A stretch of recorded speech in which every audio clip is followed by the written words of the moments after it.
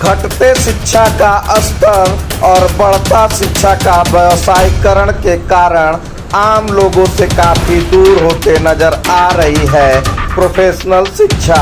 आपको बता दें कि किस प्रकार महंगी शिक्षा आम लोगों से दूर होती नजर आ रही है। उत्तर प्रदेश में कोचिंग संचालकों की बात की जाए तो सरकार के लगाम से बेलगाम है कोचिंग संचालक। जहां बच्चों से मोटी रकम वसूली जाती है, वहीं बाकायदे ठेका लेकर बच्चों को पास कराने की गारंटी भी दी जाती है। नेता प्रतिपक्ष गुलाब चंद कटारिया जब राजस्थान विधानसभा में रो कर शिक्षा व्यवस्था पर प्रकाश डाले तो लोगों के होश उड़ गए।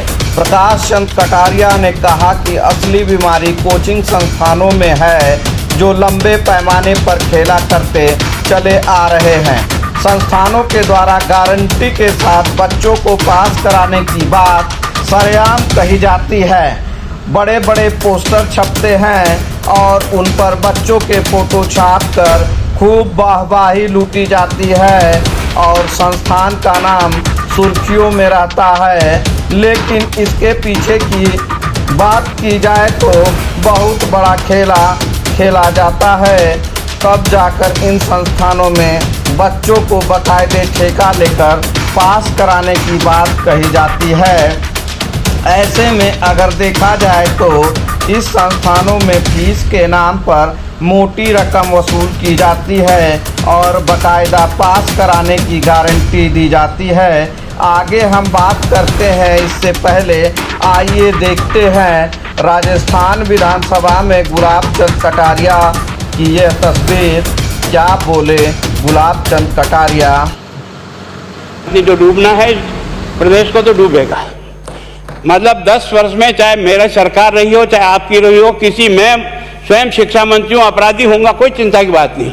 लेकिन आप कम से कम इन 10 सालों से इन जितनी कोचिंग संस्थाएं चल रही है, इनकी जितनी परीक्षाएं हुई है, उनके परीक्षा के रिजल्ट के साथ आप एक टीम लगा करके इनका पोस्टमार्टम करो, तब आपको समझ में आ जाएगा कि बीमारी कहाँ से चली है। ये बीमारी इन व्यवसायियों के थ्रू चली है। मैं और आप पेपर आउट करेंगे, पेपर लाऊंगा 5 लाख दे दूंगा, 8 लाख दे दूंगा।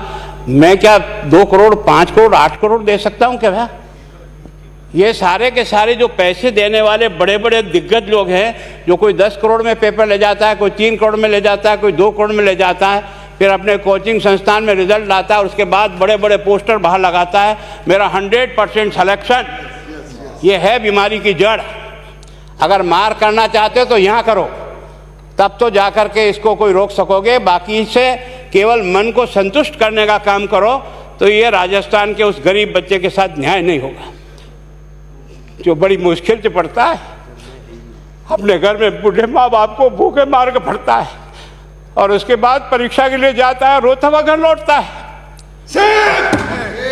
क्या दुख नहीं होता है?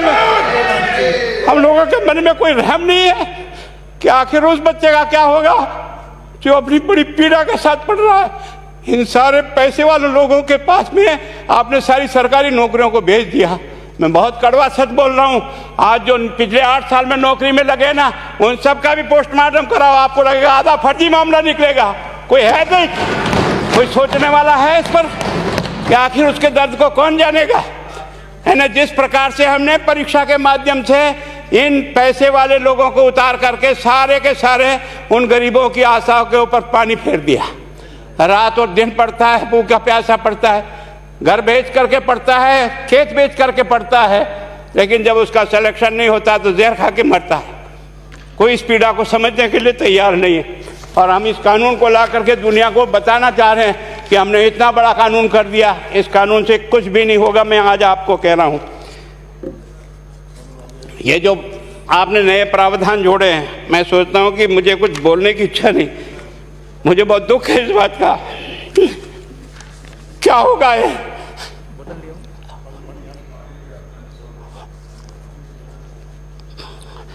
किस तरह की गैंग पालनी है हमने? पानी पिला दो, है ना। मैं उस दिन भी पूछा था कि मैंने कहा ये शिक्षा संकुल पे है, जिन लोगों को ड्यूटी पे लगाया, इसको लगाने वाला दोषी कौन है, जिसके कारण से पेपर जो है ना काट करके निकाल लिया। ये तो ठीक है, भाग्य हमारा अच्छा था कि सवाई माधोपुर की घटना छूट गई और एसओजी को उसमें हाथ में लग करके कुछ केस लग गया। अगर वो केस नहीं लगता तो आज आपकी सारी नौकरी पर इन सब बड़े बड़े दलालों के स्कूल में पढ़ने वाले बच्चे होते और मेरा गरीब का बच्चा अपना घर लौट के जाता। क्या दुर्भाग्य है। और इस कारण से केवल इसके लिए खुश मत हो जाओ कि हमने कानून बहुत सख्त बना दिया इसलिए अपराधी रुक जाएगा। नहीं, सिस्टम को बदलना होगा, ये परीक्षा का सिस्टम चेंज करना होगा। मैं सोचता हूँ कि क्या हम इतने अक्लमंद बैठे हैं, क्या इस व्यवस्था को चेंज नहीं कर सकते? क्या एक ही पेपर सारे राजस्थान में 20 लाख बच्चों को दिया जाए? क्या इसका कोई ऑल्टरनेट नहीं हो सकता? इसका ऑल्टरनेट सोचना चाहिए कि हम परीक्षा को टुकड़े टुकड़ों में कैसे कर सकते हैं। जिले के अनुसार पेपर नहीं, एक नहीं हम 25 पेपर बना सकते हैं। कौन से सेंटर पर कौन सा पेपर जाएगा कोई तय नहीं करेगा कौन सा जाएगा, और हम जो इच्छा होगी उस सेंटर पे वो पेपर भेजेंगे। और ये जितने भी प्राइवेट कॉलेजों में आपने सेंटर बना रखे उनको बंद करो, इनको तुरंत बंद करिए एक ऑर्डर से। जितने भी सरकारी विद्यालय है और सरकारी नौकर ही एग्जामिनर बनेगा और एग्जामिनेशन करेगा, तब तो आप इसको बचा पाओगे। ताकि आप और मैं कितने भी कानून बदल कर दें, आपका वो जांच करेगा, आपका वो अधिकारी आएगा।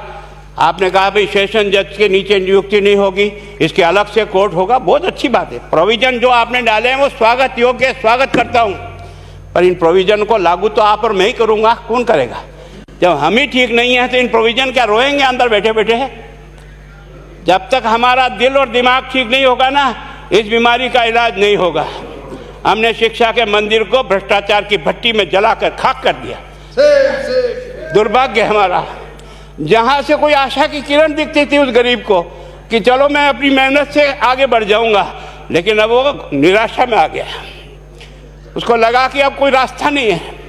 और इस कारण से मैं सोचता हूं कि आप जिस भावना से लाया, मैं आपकी भावना की इज्जत करता हूं, लेकिन केवल आपकी भावना इन बेईमानों को नहीं रोक सकेगी। इसको रोकने के लिए हमको सिस्टम को बदल करके और तुरंत उस पर ध्यान करना चाहिए। कानून 302 का बना हुआ है, क्या मर्डर रुक गए?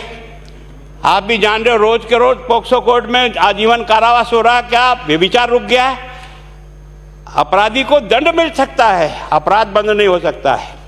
अपराध बंद करने के लिए जो सिस्टम होते हैं उस सिस्टम में चलो।